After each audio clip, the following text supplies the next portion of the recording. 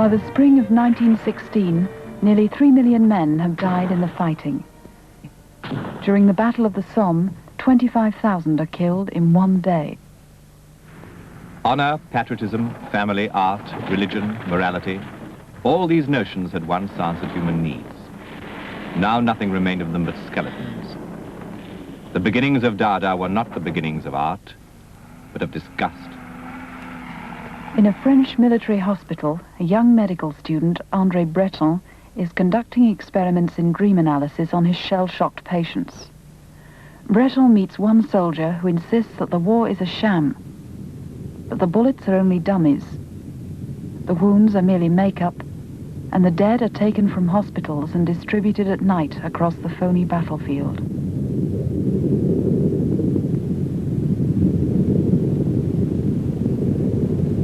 Dada war eine Bombe. Wir, die Dada, haben diese Bombe zum Platzen gebracht. Die Bombe ist geplatzt und hat viel Geräusch gemacht. Die Splitter sind über die ganze Welt verstreut. Was machen die Museen heute? Sie suchen die Splitter zusammen und wollen sie in ihren Ausstellungen dem Publikum als Reliquien vorstellen.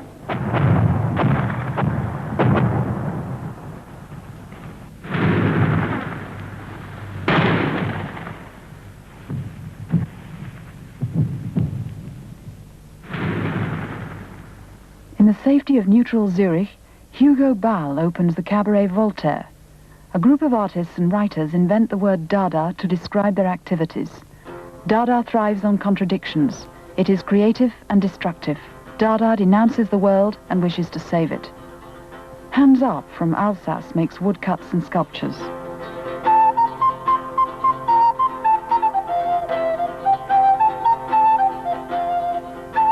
Dada wanted to replace the logical nonsense of man with the illogically senseless. Dada is senseless like nature. Dada is for nature and against art. Philosophy is of less value for Dada than an old toothbrush, and Dada abandons them to the great leaders of the world.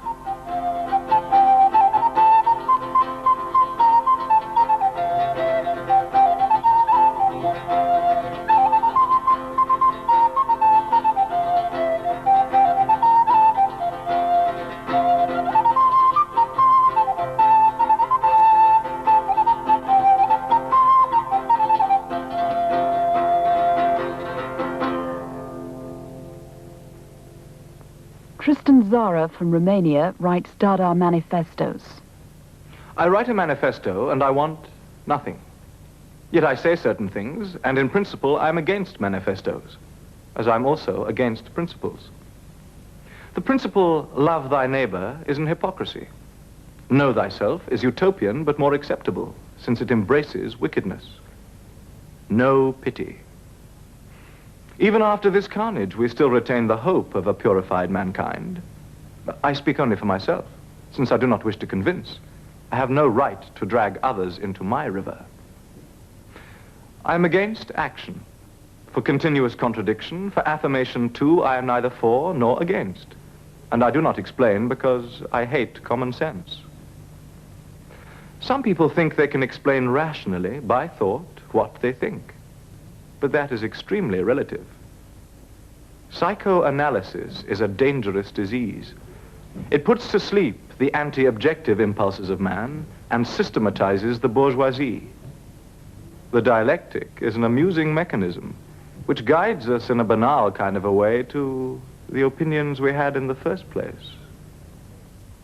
Marcel Janco from Romania makes masks for the cabaret. Janco has made a number of masks for the new show, which recall the ancient Greek or Japanese theatre, and yet they are totally modern. What fascinates us all is that they represent not human characters, but passions that are larger than life. The horror of our time is made visible. Out of cardboard, paper, horsehair and wire, he created lesbian sardines, languorous fetuses, ecstatic mice. In an effort to escape the monstrous egotism of the artist, Hans Arp proclaims the law of chance. What arrogance is concealed in perfection? Why struggle for purity and precision when they can never be attained? The law of chance, which embraces all other laws and is as unfathomable as the depth from which all life arises, can only be comprehended by a complete surrender to the unconscious.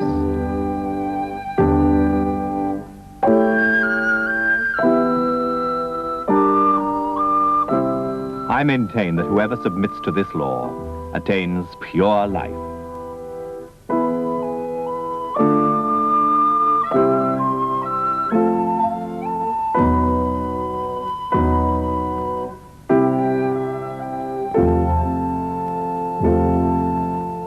Zara discovers the formula for Dada poetry. To make a Dadaist poem, take a newspaper, take a pair of scissors. Choose an article as long as you are planning to make your poem. Cut out the article. Then cut out each of the words that make up the article and place in a bag. Shake gently. Then take out each of the scraps, one after the other, in the order in which they left the bag. Copy conscientiously. The poem will be like you. And here you are, a writer, infinitely original and endowed with a sensibility that is charming, though beyond the understanding of the vulgar.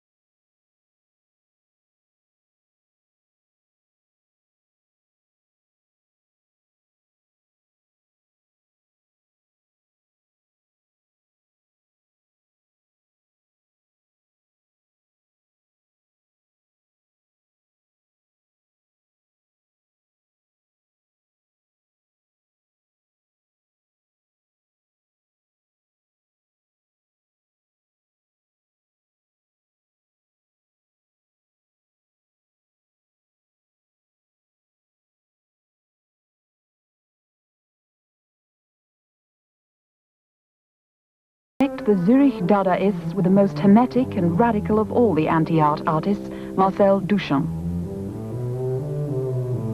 Born into a prosperous bourgeois family in Normandy, by the age of 25, Duchamp's painting has evolved through a rapid succession of styles.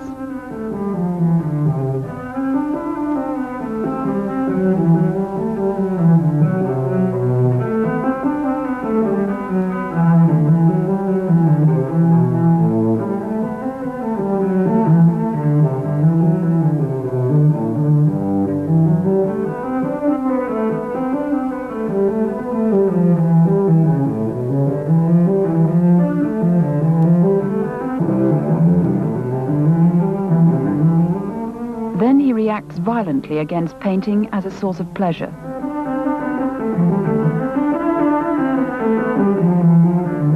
I wanted to put painting once again at the service of the mind, to establish myself as far as possible against pleasing or attractive paintings. 1912.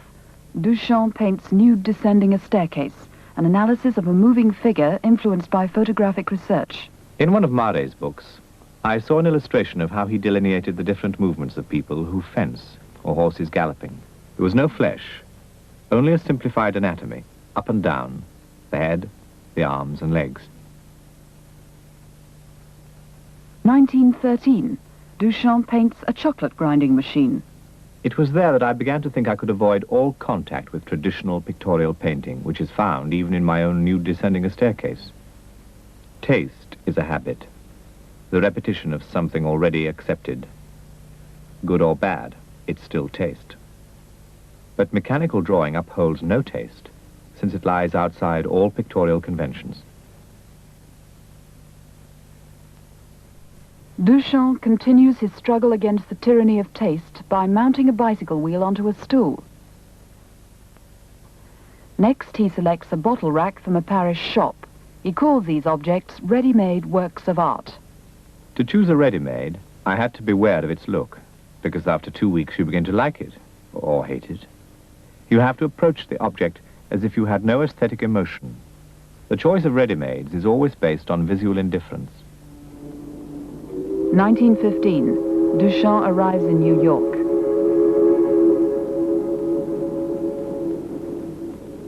He signs a urinal with the name R. Mutt, entitles it Fountain, and enters it in the Society of Independent Artists exhibition. This work is suppressed by the Society, and a protest about the incident appears in a New York Dada magazine. What were the grounds for refusing Mr. Mutt's fountain? Some contended it was immoral, vulgar.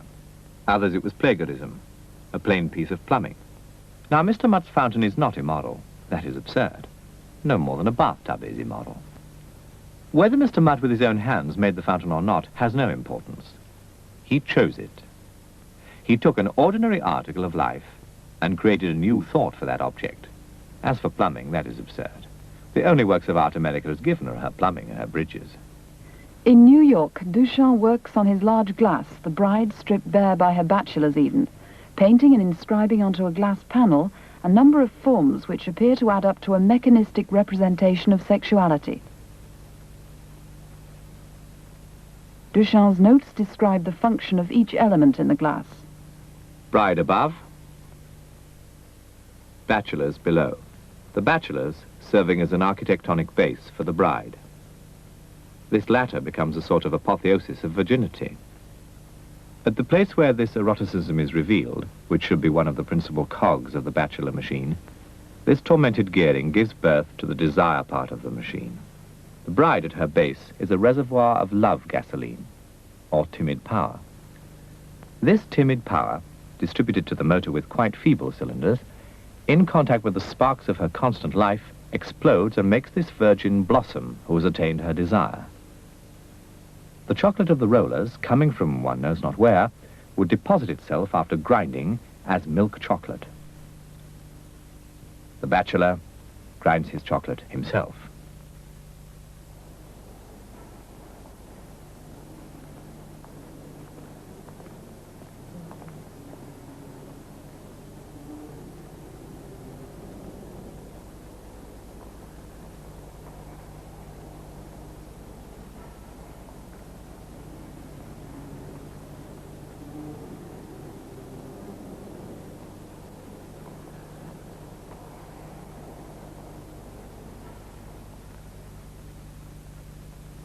After 8 years of work on the large glass, Duchamp abandons the project, declaring his work is definitively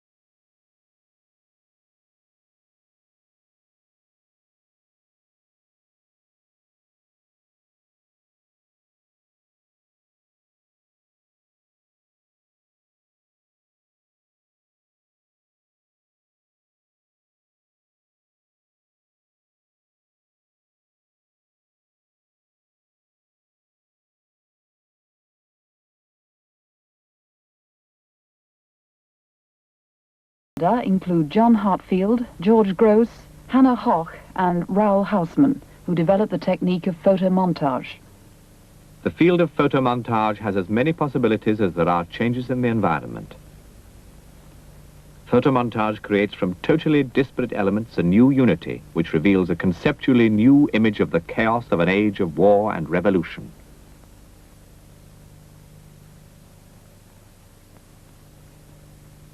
Raoul Haussmann develops his phonetic poems. When language becomes petrified in the academies, ravaged and made barren by journalism, its true spirit takes refuge amongst children and mad poets. No. No.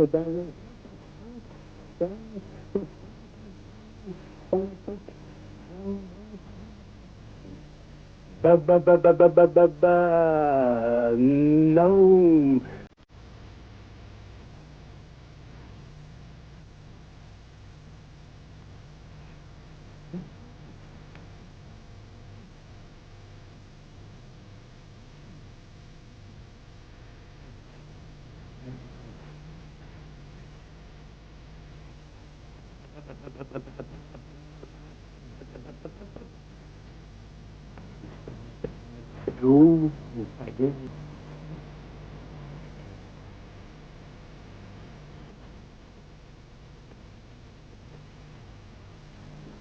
(1920).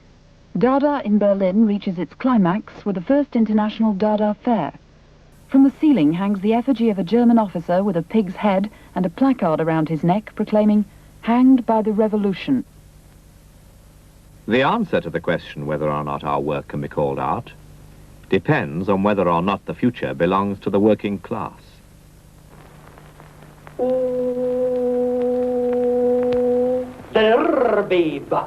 A man introduces himself to the Berlin Dada group with the words, I'm a painter, and I nail my pictures together.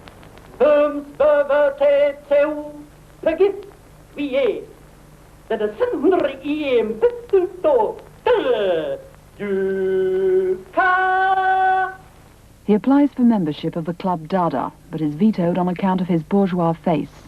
His name is Kurt Schwitters. Rejected by the Dadaists, he returns to Hanover, cuts up an advertisement, and creates the word Metz, which he uses to describe his paintings and poetry. Metz stands for freedom from all fetters for the sake of artistic creation. Metz is as tolerant as possible towards its materials. I saw no reason that old tickets, pieces of driftwood, wire, wheels, buttons, rubbish from attics, should not be used for paintings on an equal footing with pigments manufactured in paint factories. To some extent, this was a social point of view, but above all, it was the ultimate in logical consistency. B, B, B, B, B. Oh.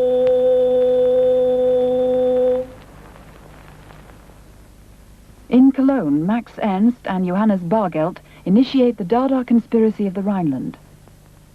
Bargeld has just founded the Rhineland Communist Party, and Ernst has just discovered the principle of collage. I found myself taking an obsessive interest in the pages of an illustrated catalogue which lay to hand. I experienced a hallucinatory succession of double and triple images, and what had been simply banal pages of advertisements became so... Like a messiah. La chanson Dada, musique de Zurich. La chanson d'un dadaïste qui n'était ni gai ni triste et aimait une bicycliste qui n'était ni gai ni triste. Mais l'époux le jour de l'an s'arrête tout et dans une crise en voyant au Vatican leurs deux corps en trois valises. Ni amant ni cycliste n'était plus ni gai ni triste. Mangez de bon cerveau. Lavez votre soldat, Dada, Dada, buvez de l'eau. In Paris, Duchamp paints a moustache onto the Mona Lisa. André Breton is editing the magazine Littérature, which becomes the mouthpiece for Dada in Paris. Sarah and Breton write manifestos. Picabia designs magazines. Dada organizes excursions and outrages. At the Salgavo, we created a great scandal. For the first time in the history of the world, people threw at us not only eggs, salads and pennies, but beefsteaks as well. It was a great success. The audience was extremely Dada. Tonight's performance will include a ballet for 3 feathered sardines and the reverie of the forsaken brontosaurus. Dada is not a mystification. It is the entire human mystery. We were right to be suspicious. Dada is clearly a facade for German infiltration.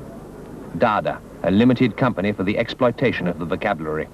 Double your income with Dada. Only Dada is worth the investment of intellectual capital. The picturesque is the opposite of art. Art is the opposite of life. If you read André Gide aloud for 10 minutes, your breath will stink.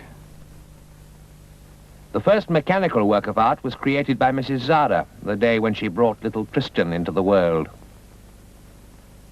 If you wish to keep your ideas clean, you must change them regularly, like your shirts. Dada has become as boring as the Académie Française. In an effort to prolong its life, Dada has become sealed up inside itself. True Dadaists are against Dada. By 1922, the Dadaists are bringing out entire magazines devoted to insulting each other. Sarah and Breton and Picabia quarrel violently. Dada has destroyed itself.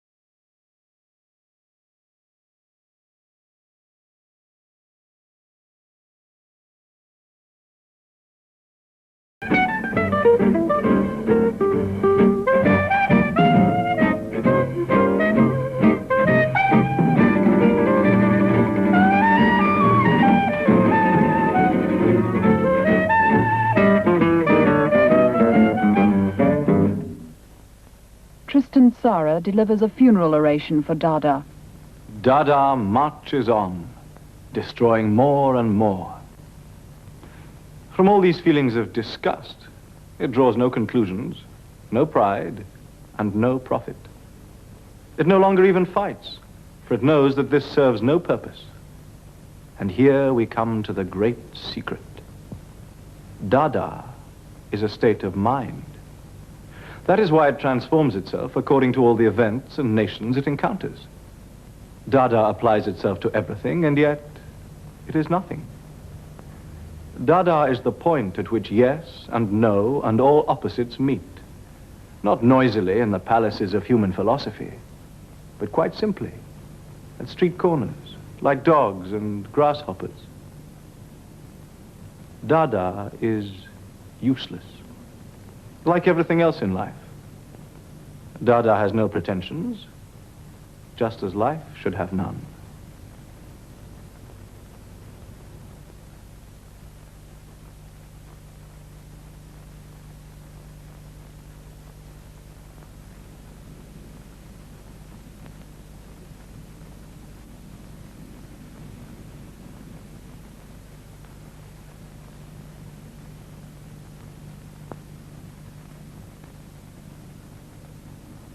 From the debris of Dada, André Breton begins to organize a more positive direction for the energy Dada has unleashed. Leave everything. Leave Dada. Leave your wife. Leave your mistress. Leave your hopes and your fears. Sow your children in the corner of a wood. Leave the substance for the shadow. Set out on the road. Breton's system is searching for access to the unconscious. Under the pretense of civilization and progress, we have managed to banish from the mind everything that may, rightly or wrongly, be termed superstition. Forbidden is any kind of search for truth that does not conform with accepted practices. It was apparently by pure chance that part of our mental world, which we pretended not to be concerned with, in my opinion, the most important part, has been brought to light. For this, we must give thanks to Sigmund Freud.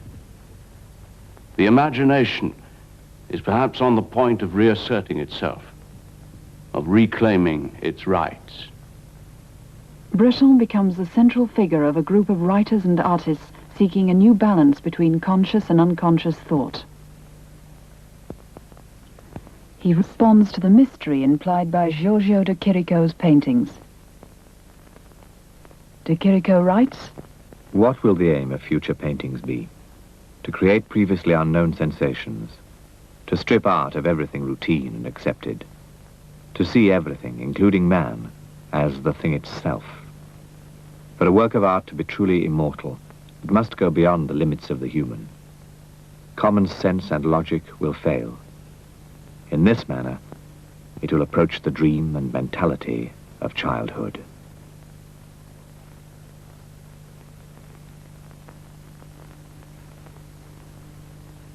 I believe in the future resolution of these two states of dream and reality, which appear so contradictory, in a kind of absolute reality. Surreality, one might call it. It would be an error to consider art as an end. The doctrine of art for art's sake seems senseless to me. We know that poetry must lead somewhere. Louis Aragon writes The Paris Peasant, describing the revelations that lurk beneath the surface of the city. Man no longer worships the gods on their heights. Solomon's temple has slid into a world of metaphor. But there are other places where men go calmly about their mysterious lives, where a profound religion is gradually taking place. I begin to discover the face of the infinite behind the concrete forms which escort me through this world. Reality is the apparent absence of contradictions. The marvelous is the eruption of contradictions within the real.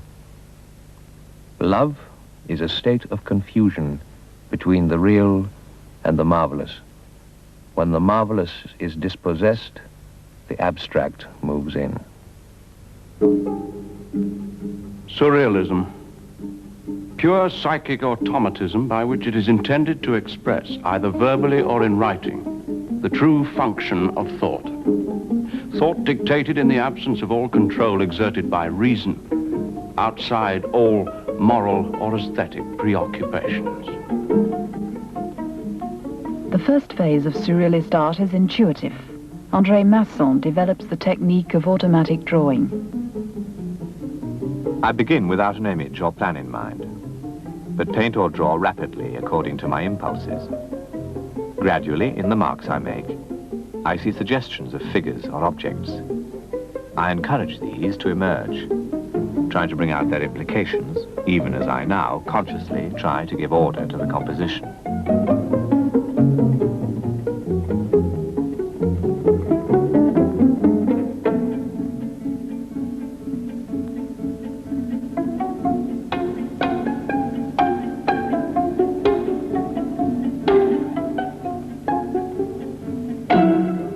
To adapt his automatic technique to painting, Masson applies sand directly to the canvas, fixing his image with glue and paint.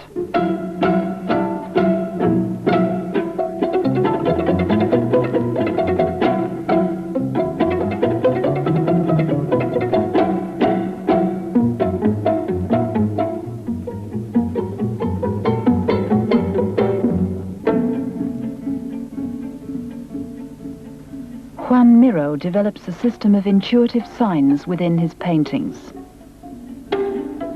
Rather than setting out to paint something, I begin painting, and as I paint, the picture begins to assert itself under my brush. The form becomes a sign for a woman or a bird. For me, a form is never something abstract. It is always a sign for something.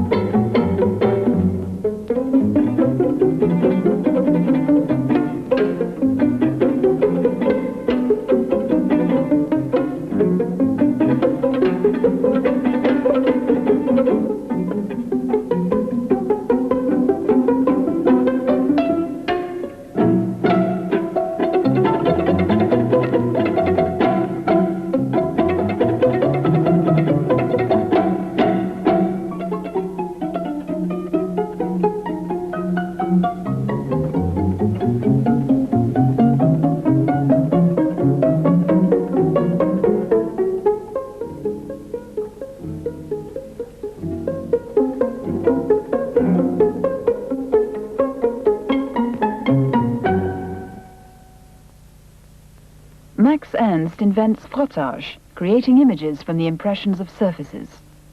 On August 10th, 1925, I was struck by the obsession exerted upon my excited gaze by the floor. At random, I dropped pieces of paper and rubbed them with black lead. I was surprised by the sudden intensification of my visionary faculties. By enlarging my mind's hallucinatory powers, I succeeded in attending, simply as a spectator, at the birth of my own work.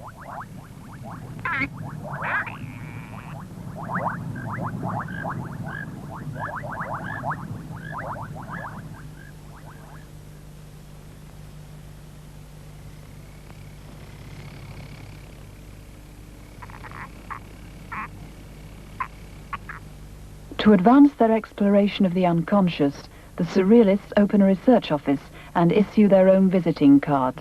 Parents, tell your dreams to your children. Surrealism. Is it the communism of genius? You who cannot see, think of those who can. Antonin Artaud is appointed director of the research office. Artaud writes addresses to the Dalai Lama and the Buddhists.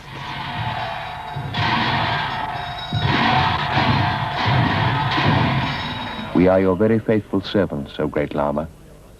Grant to us your wisdom in a language our contaminated European minds can understand. We are surrounded by roughneck popes, scribblers, critics, dogs, whose thoughts are earthbound, who think incorrigibly in the present. Teach us, Lama, material levitation of the body and how we can be held no longer by the earth. Hurl back into the ocean those white men who arrive with their small heads and well-behaved minds. We suffer from a corruption, the corruption of reason. Logical Europe endlessly crushes the mind between the jaws of two extremes. It opens and recloses the mind. We have suffered too long under the yoke. Like you, we reject progress. Come and tear down our houses.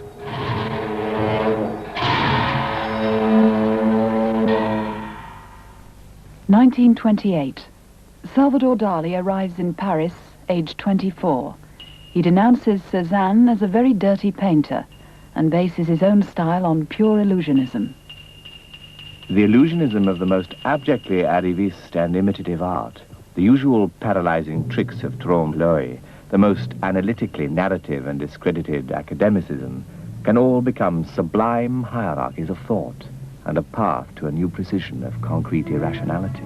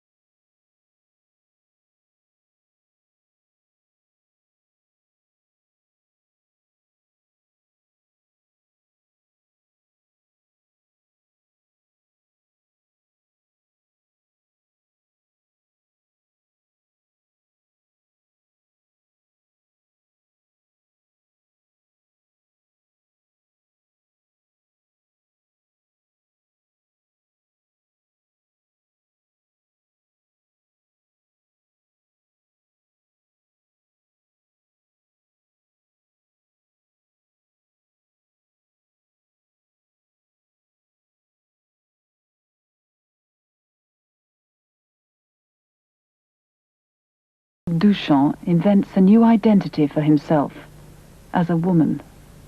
I wanted to change my personality. I was a Catholic, and the first idea that came to me was to take a Jewish name and change religion. Then I thought, why not change sex? It was much simpler. He renames himself Eros c'est la vie, an ambiguous pun in French.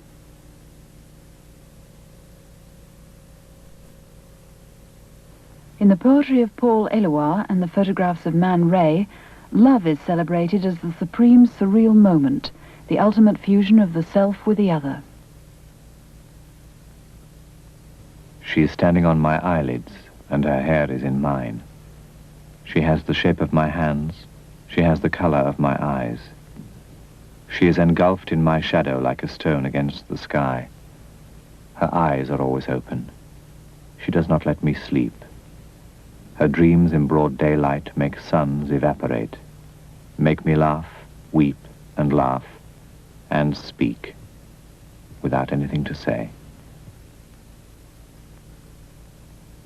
Duchamp creates a few works within his new identity, but during the 1920s and 30s he appears to abandon art and seems to spend most of his time playing chess. I like living, breathing, better than working. If you wish, my art would be that of living. Each second, each breath is a work which is inscribed nowhere, which is neither cerebral nor visual. It's a sort of constant euphoria.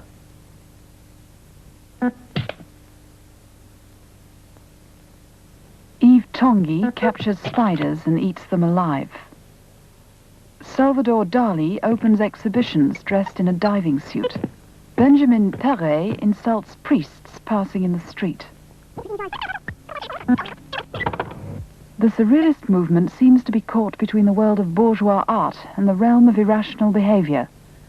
André Breton sees only one solution, and in 1927 he applies for membership of the Communist Party of France.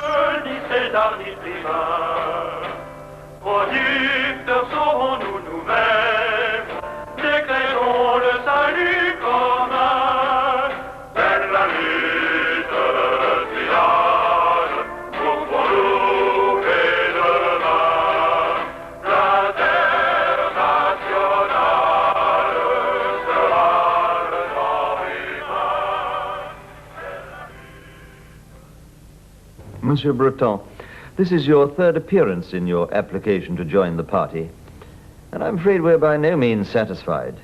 You've not succeeded in justifying your surrealist activity to us. If you are, as you claim, a Marxist, we cannot understand why you have any need to remain a surrealist. Art cannot, without disqualifying itself, agree to submit to any outside orders or humbly fill the ranks which some would like to assign to it in the interests of short-term pragmatic ends. You will only transform man's condition if you take into account his subjective needs as well as his material ones. If you ignore them, then communism will only create new forms of alienation. What we want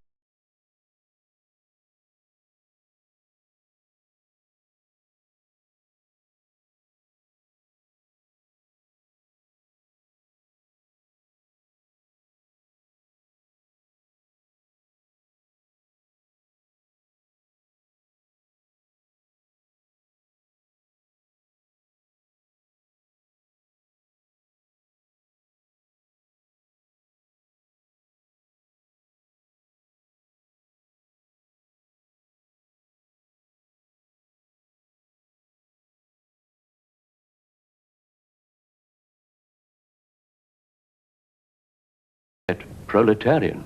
But look at your pasts. Your comrade, Monsieur Aragon, recently referred to the Russian Revolution as a vague ministerial crisis and made silly jokes about doddering Moscow. You've taken a very sharp turn since then, haven't you? Why should we believe that your present view of the revolution is your real one? And look at your backgrounds. Your outrages at literary parties don't impress the workers. They see you as the spoiled children of cafe society. Yes, it's true. We are asking to join your ranks in order to totally dissociate ourselves from the class we come from. But this is not, as you suggest, one more provocation.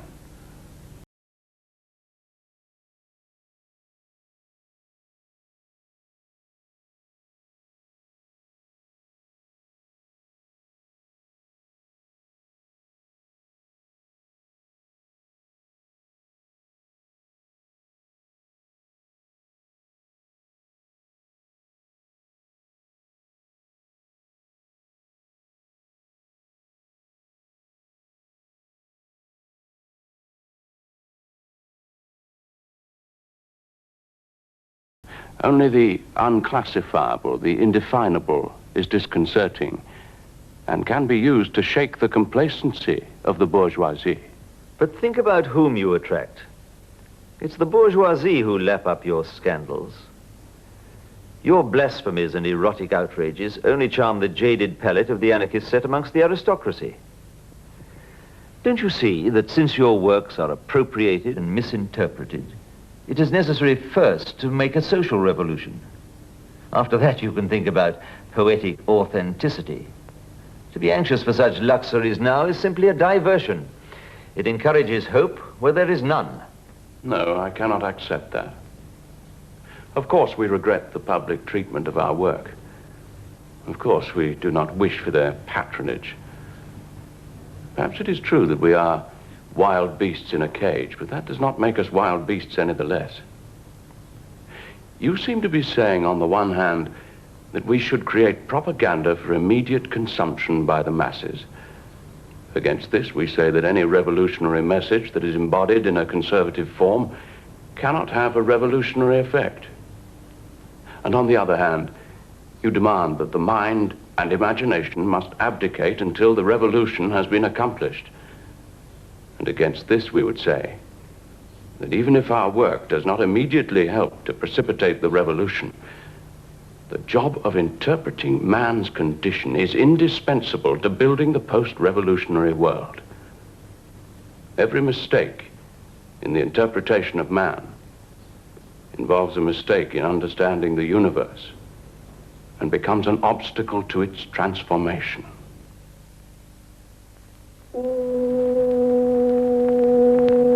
Der Bebe, 5. In Hanover, Kurt Schwitter's concept of Metz has taken over his entire house, which becomes a constantly evolving Metz building.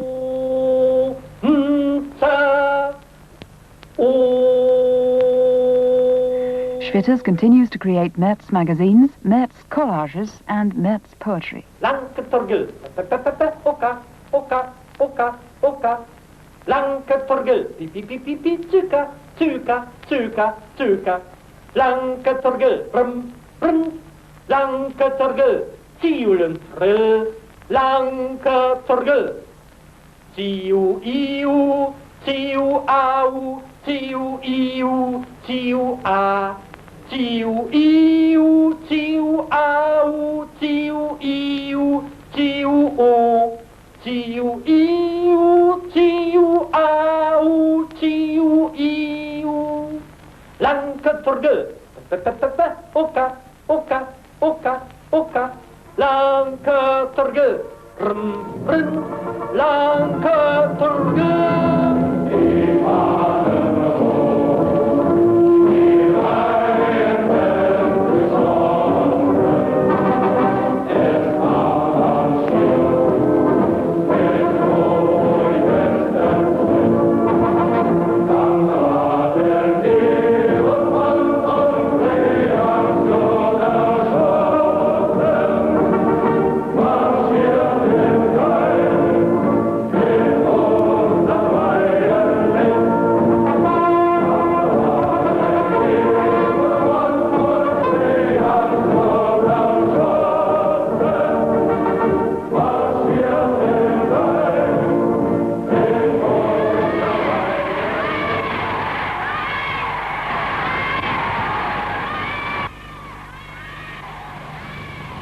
So übergebe ich denn damit dieses stolze und herrliche Haus seiner Bestimmung.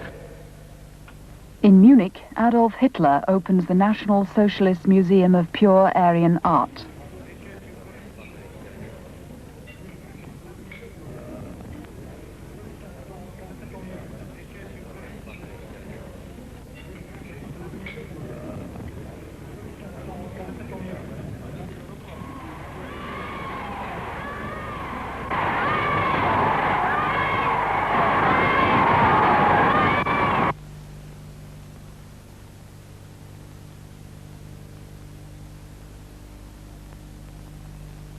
In Berlin, John Hartfield's photo montages have evolved out of Dada into a powerful weapon of anti-Nazi propaganda. The meaning of the Hitler salute. Millions stand behind me. Through light towards night. Goering, the butcher of the Third Reich. War and corpses, always the hope of the rich. Madrid, 1936. What the angels received as Christmas presents. Adolf the Superman. He swallows gold and spouts junk. In Paris, the Surrealist group summoned Salvador Dali to justify his obsessive interest in Hitler. Unfortunately, I've forgotten most of the details of this very peculiar meeting, but I was suffering from the beginnings of a sore throat. Therefore, I attended with a thermometer in my mouth, and I took my temperature several times during my trial, which lasted far into the night. I knelt down several times to exhort Breton to understand that my obsession with Hitler was strictly paranoid and essentially apolitical. I explained that I could not be a Nazi, because if Hitler conquered Europe, he would seize the opportunity to do away with all hysterical characters such as myself, as he had already done in Germany by calling them degenerates. I pointed out that the feminine and irresistibly silly role that I attributed to Hitler would be sufficient to classify me as an iconoclast in the eyes of the Nazis. Similarly, my fanaticism, aggravated by Freud and Einstein, both of them expelled from Germany by Hitler, made it obvious that Hitler interested me only as an object of my delirium, and because he seemed to me of incomparable catastrophic value. In the end, they were convinced of my innocence, but still I had to sign a document in which I declared myself not to be an enemy of the proletariat.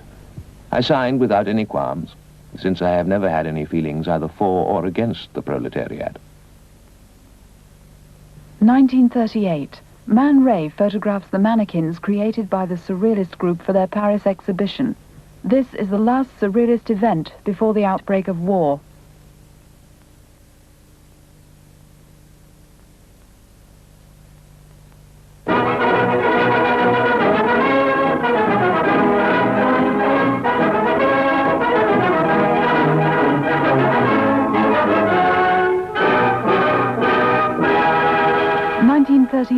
Sigmund Freud arrives in London, a refugee from the Nazis. Salvador Dali pays him a visit. Until now, I had been inclined to regard the Surrealists, who apparently have adopted me as their patron saint, as complete fools. But that young Spaniard with his fanatical eyes and undeniable technical mastery made me revise my opinion. In the pictures of the masters of Ingres or Leonardo, that which interests me is precisely the search for the unconscious idea. Dali's mystery is manifested outright. The picture is but a mechanism to reveal itself.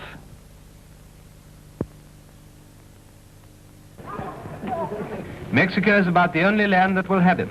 So here he is, Trotsky, landing at Tampico with his wife.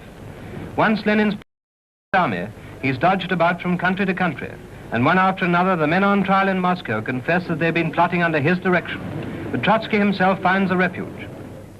After the collapse of his alliance with the Communist Party, Breton travels to Mexico and meets Trotsky. Together they write a manifesto and make plans for a federation of independent revolutionary artists. In art, man expresses his need for harmony and a full existence which class society constantly denies him. That is why there is always implied a conscious or unconscious, active or passive, optimistic or pessimistic protest against reality in any authentic artistic creation. Art can be the revolution's great ally only insofar as it remains true to itself.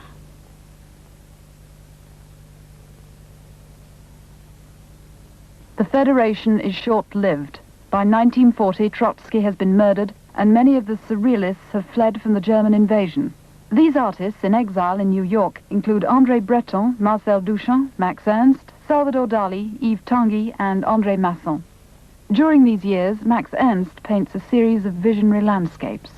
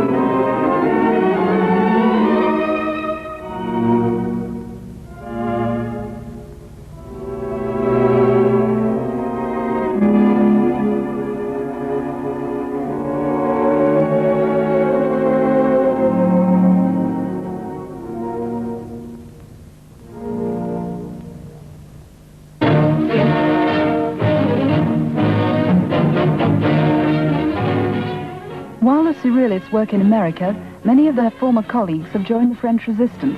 Forces of the French underground swarm against the Nazi and fight behind barricades as the Parisian masses have fought in many an insurrection. Patriot fighters blaze away at German troops and buildings. They're shooting everywhere. Children hurried across a street to safety, out of a bullet-swept area. Scenes of the Paris uprising filmed by a French newsreel cameraman attached to the Patriot forces. A wounded French Negro of the underground fighters. And there's a German soldier. They're shooting at him. With terrifying realism, this starkly dramatic motion picture film shows the death of a Nazi killed by Patriot gunners. A woman takes his gun.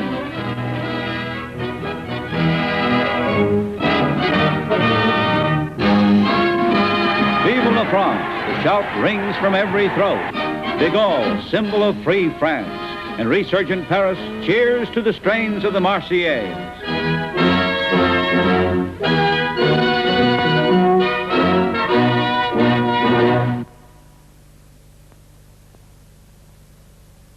In 1946, André Breton returns to a hostile Paris.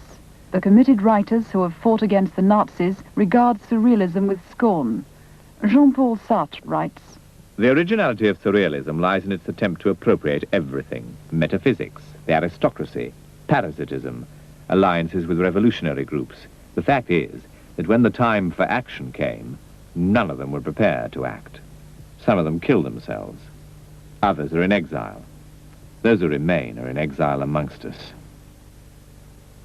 Tristan Tzara is now a member of the Communist Party and a veteran of the French resistance. Where is surrealism today? And how can it justify itself historically when we know that during the occupation it has been absent from this war, absent from our hearts, and from our actions? The sole voice of surrealism able to appear freely during the war was a luxurious magazine published in New York. It did not contain the slightest mention of the Nazi occupation or of those who had other concerns than the playing of harmless surrealist games. History has passed surrealism by.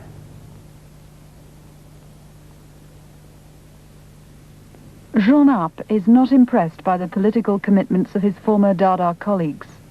Some old friends of mine from the days of Dada, who always fought for dreams and freedom, are now disgustingly preoccupied with class aims and are busy turning the Hegelian dialectic into a hurdy-gurdy tune.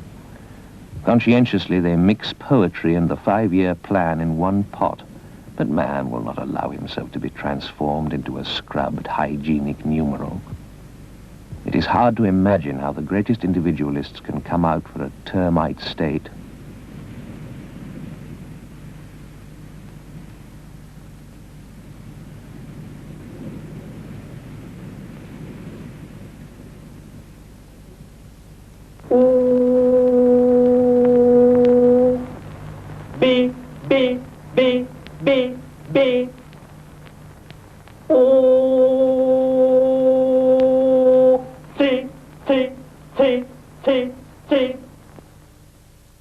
Kurt Schwitters has fled from Germany to Norway, from Norway to England. After the war, he moves to the Lake District, creating Metz collages out of English materials.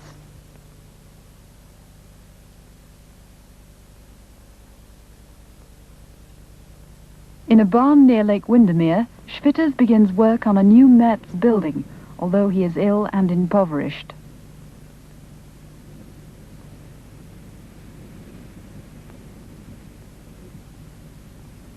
1948. Kurt Schwitters dies, with one wall nearly completed.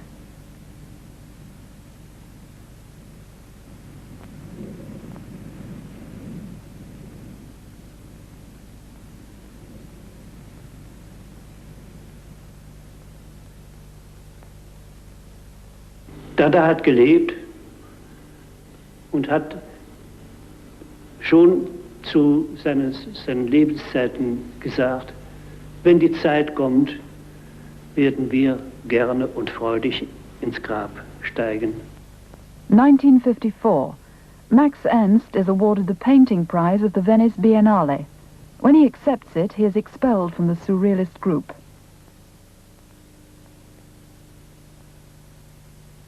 Seeing means usually you open your eyes and you look to the outside world.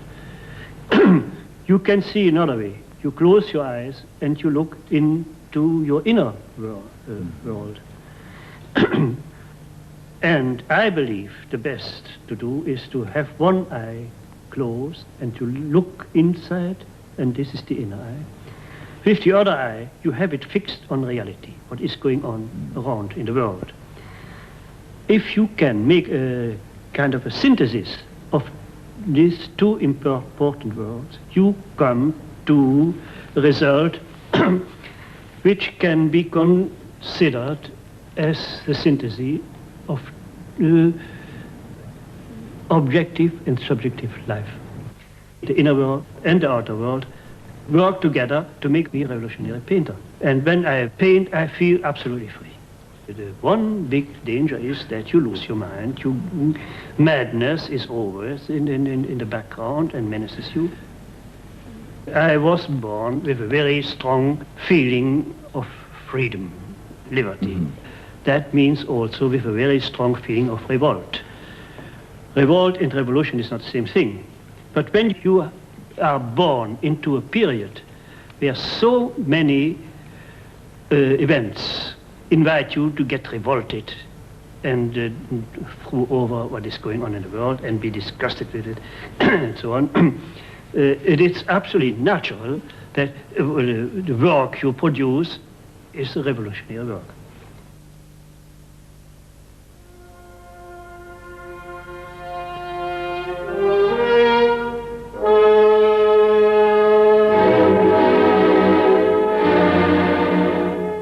Salvador Dali is written out of the Surrealist movement by André Breton.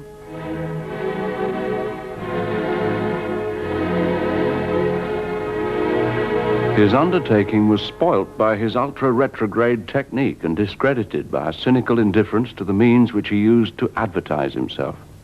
He has shown signs of panic and has only been able to save appearances through a scheme of deliberate vulgarization. By now, his work has become engulfed in academicism, which claims on its own authority to be classicism, and which in any case has no interest whatever for surrealism. Dali remains unrepentant. I am not a surrealist. I am surrealism.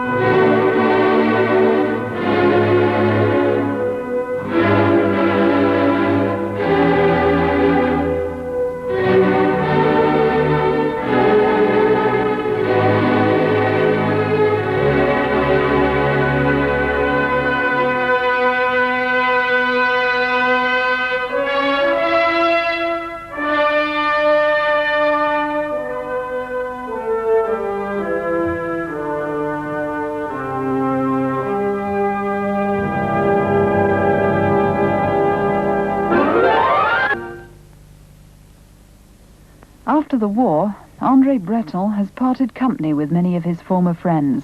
He displays less interest in politics or psychology, and his final attempt to reconcile dream with reality lies in the art of magic. In spite of all reservations one may have as to its principles, The occult is extremely interesting in that it maintains in a dynamic state the infinite system of correspondences that lies at man's disposal, giving him the key to relations which are capable of linking objects apparently unconnected and partially uncovering the mechanism of universal symbolism.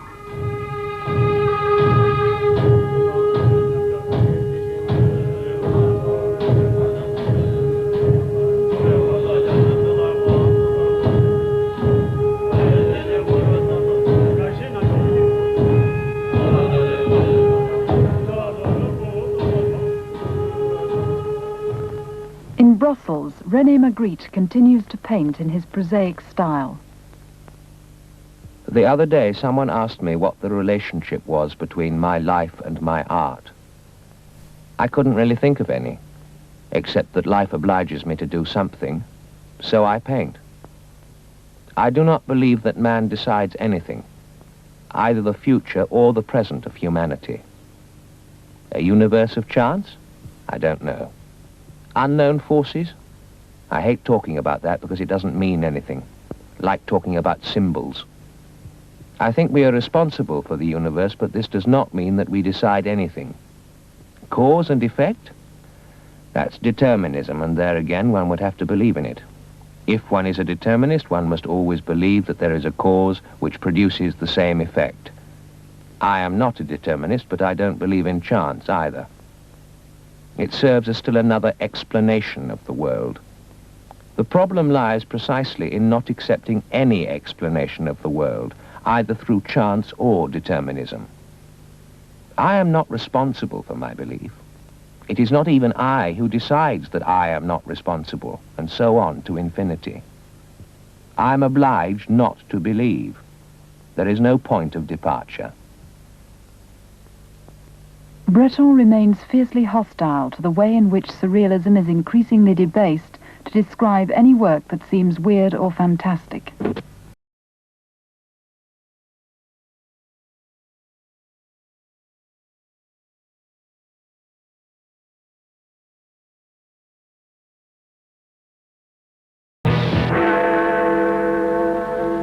It's exactly 9 Quasimodos, so over to the newsroom. Pablo Picasso was never called an asshole.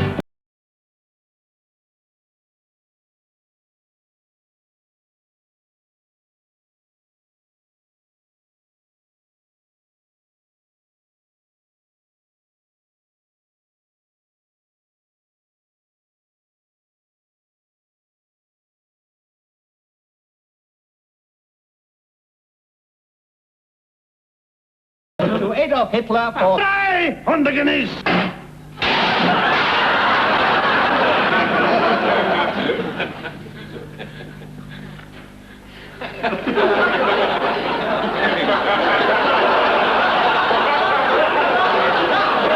I hear they're ready for us now at the start of the main race this afternoon, so let's go right away and join Peter at the start. Well, they're under starter's orders for this very valuable Queen Victoria handicap, and they're off. And Queen Victoria is the clean jump ball, followed by Queen Victoria, and Queen Victoria. It's Queen Victoria still the back markers. They're very...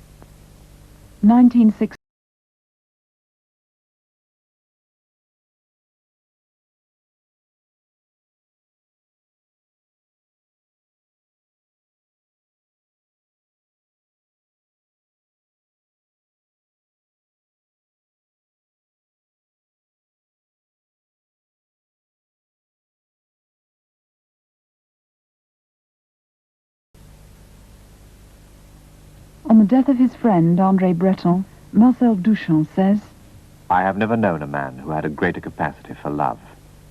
Breton loved like a heart beats, and you cannot understand anything about his hatreds if you don't realize he acted in this way to protect his love for life. for the marvelous in life. He was the lover of love in a world that believes in prostitution.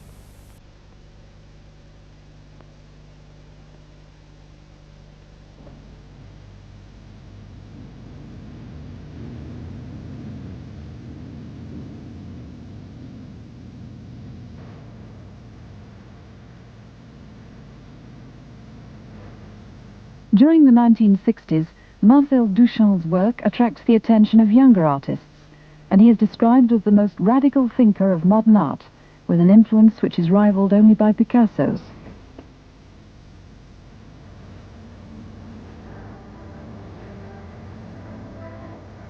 Major retrospective exhibitions of Duchamp's work are organized.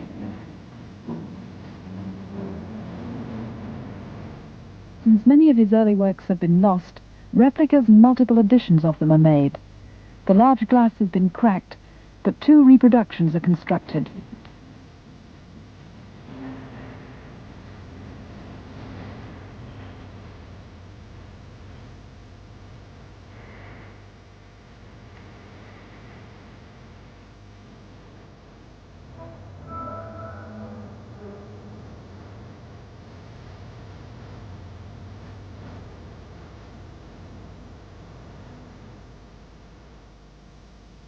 What you were also attempting to do, as I understand it, was to devalue the art as an object, simply by saying, if I say it's a work of art, that makes it a work of art. Yeah, but the word work of art, you see, is not so important for me.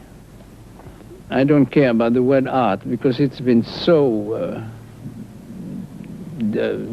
discredited and so forth. But you in fact contributed to the discrediting, didn't you, quite deliberately? Deliberately, yes. So I really want to get rid of it, because the way many people today have done away with religion. There's a sort of, I don't know, but this is a difficult position, because I've been in it all the time and still want to get rid of it, you see? And I cannot explain everything I do, because I do things, or people do things and don't know why they do it, you know? You see, the anti-art movement of Dada, in fact, was proved to be in the interest of art, because it regenerated and revived and freshened people's attitude to it. Yes, sure. Do you, in fact, anticipate that your own contribution, when the final reckoning comes, will have, in fact, contributed to something called art? I did, in spite of myself, if you wish to say, but I'm sorry. In other words, I would like, but at the same time, if I did, or I had done it, I would completely have been not even noticed, or people would haven't said anything. All right, there are probably 100 people like that who have given up art and condemned it and proved to themselves that it isn't necessary, no more than religion and so forth. And who cares for them? Nobody is. But in terms of the activities of the Dada group, other than painting, the sort of happenings that they devised are in fact happening again. They are called happenings today. Yeah. Do you ever see or engage in these, or? The point that they've brought out so well, an interesting one, is they play for you a play of boredom.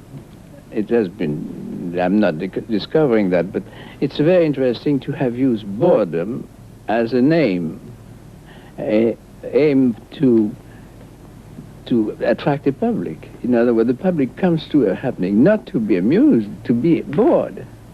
And that's quite an invention, quite a contribution to new ideas, isn't it? When you set out to challenge all the established values, your means was shock. You shocked the cubists, you shocked the public, you shocked the buying public. Yes. Do you think the public can be shocked anymore by anything it sees? Finish. That's over. You cannot shock the public. Do you regret the loss of shock, or do you think it's really the artist's fault that in fact the public are simply always expect to be shocked? No, but the shock would be of a different way, a different character. You see, by shocking at that time, or shocking alongside the old channels, so to speak, but probably the shock will come of something entirely different. As I said, non-art, an-art, you say A-N-I-A-R-T. See with that, no art at all, and yet something would be produced, because after all, I think the word art from etymologically means to do, not even to make, but to do, you see. And the minute you do something, you are an artist. In other words, but you are not so, you don't sell your work, but you do the action. In other words, art means action, means activity of any kind. Everyone. Everyone. But our society has decided to make a group that would be called artists, a group called doctors, and so forth, which is purely artificial. You said, Marcel Duchamp, thank you very much. Well, I'm delighted.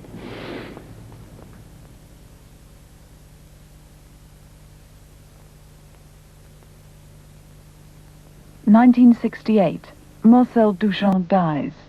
At his own request, his grave carries the inscription, Anyway, it's always other people who die.